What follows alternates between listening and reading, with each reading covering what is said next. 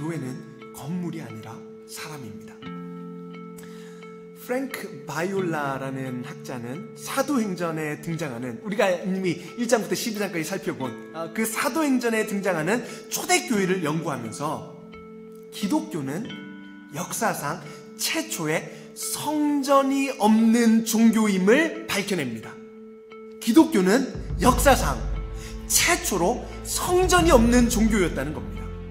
고대의 그 당시의 종교들을 보면 모두 그 신을 기리는 신전이, 성전이 있었습니다. 그런데 초대교회에는 이러한 성전이 없었던 것을 우리가 이미 사도행전에서 살폈습니다. 사도행전을 기억해 보십시오.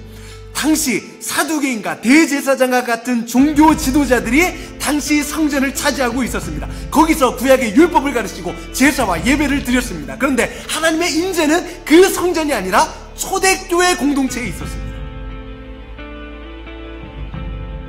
여러분, 초대교회가 역사상 최초의 성전이 없는 종교라는 사실이 우리에게 뭘 보여줍니까? 뭘 제시합니까?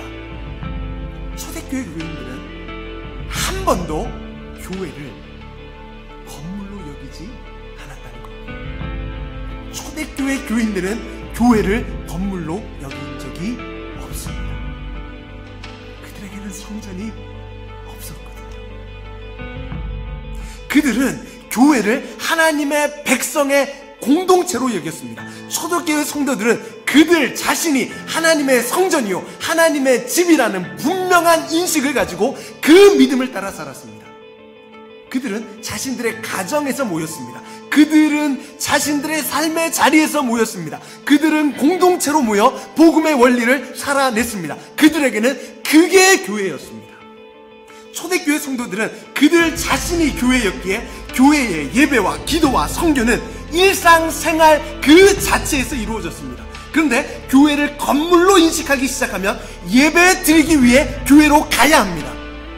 기도하기 위해 교회로 가야 합니다. 이건 완전히 잘못된 생각입니다. 교회는 건물이 아닙니다. 성경은 한 번도 교회를 건물이나 장소의 의미로 사용하지 않습니다. 하나님의 부르심을 받은 여러분이 교회입니다. 하나님의 백성이 교회입니다. 하나님의 백성이 모인 그곳이 여러분들의 가정 모임이, 여러분들이 삶의 터전에서 복음을 살아내기 위해 피 흘리기까지 죄와 싸우는 그 자리가 교회입니다. 여러분 기억하십시오. 더 이상 거룩한 장소, 거룩한 건물은 존재하지 않습니다. 오직 이제는 거룩한 하나님의 백성만 존재할 뿐입니다.